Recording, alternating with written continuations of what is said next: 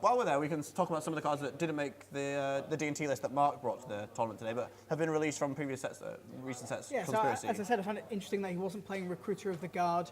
That's the new 3-mana 1/1. 3-mana 1/1.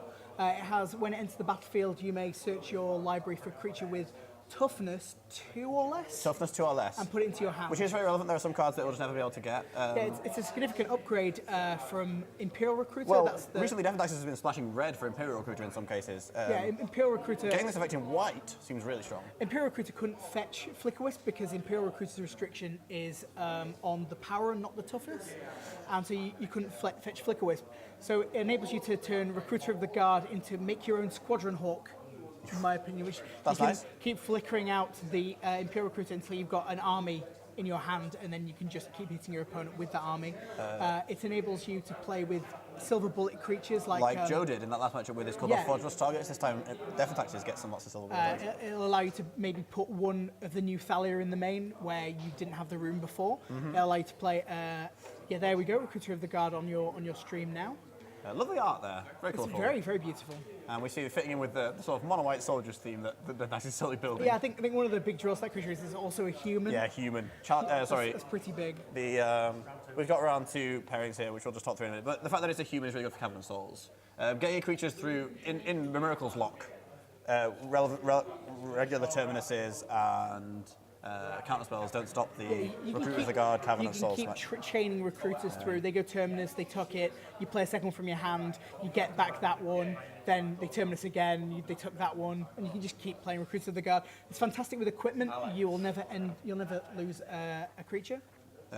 Yeah, so we can basically fight against Miracles in that vein. We're actually going to see table 4, the feature match table 4, I've decided, which is a friend of the show, Daniel Lessin, against John Hibbert, who's another Liverpoolian that we've seen travel to this event today. So I'll just pass that over there to get that sorted. We'll be seeing that shortly. I know what one of the players are playing. I assume we can speculate on what Dan Knight is playing as well. We can do, but I think we should wait until players really sit down before That's fair. So we'll continue to talk about Devon Daxis. Alice of the Void, which we talked about a little bit, Sanctum Prelate. If we could get that on the screen as well, that's another card that we've seen coming into DnT really lists good. now. I can see it being very, very useful against Storm. If you name her on 4, you end up turning off Tendrils of Agony and from the sideboard Massacre. And Empty the Warrens. And Empty the Warrens. Tendrils of Agony. And ill-gotten games. The Storm card that wins the game. Yeah. And also Massacre, which is if you control Swamp and they control Plains, it's free. It stops them killing your guys. It's a 4-mana sorcery that gives all creatures -2/-2. So I can see that being quite useful. It seems to be quite useful against Miracles if you name 6, or also alternatively you can name 1 and have protection from Swords to Plowshares or Terminus. And this is a strong card that we're She's going to see play a lot. also a human. She's also a human. Big deal. She's a human. Also, in some matchups like against Bug, you could name 2 and give her the same Decay. protections. It's not even it's better than Chalice of the Void because Chalice of the Void does not stop Abrupt Decay because Chalice on 2 says that Abrupt Decay is countered and Abrupt Decay says Abrupt Decay isn't countered, whereas this just says they can't be cast. So we are not. It's really unlikely that Sanctum Prelate will ever get Abrupt Decayed, in my mind, is really good. In that place, it has very similar protections like a Mirren Crusader has.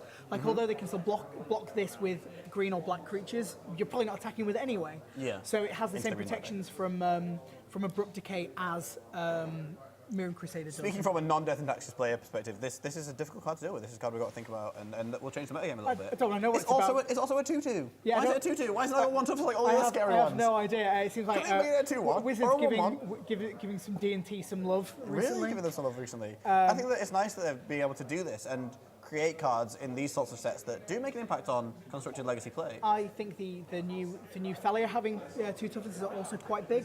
Yeah. I know that a sideboard card that I tend to use against decks that would reduce my toughness with cards like Dread of Night is a card called Veteran Armorsmith. Yes. It's from Old Ravnica. Wow. It gives It's also from M10, I believe. creatures you control +0/+1, all other creatures. Oh, no, Veteran Armor, yes. Yeah, no, I agree. Yeah. He's very, very good in that. Yeah, position. in that role, he fills that hole very nicely. But it's good to see that these creatures now are just avoiding. Well, we talked about how the Gideon emblem in Mark's deck. There we go. Helps you avoid the wow. Now that's Oh the no, wrong one. I meant Veteran Armorer. Veteran Armorer, which is all creatures. Well, he is a 2/2.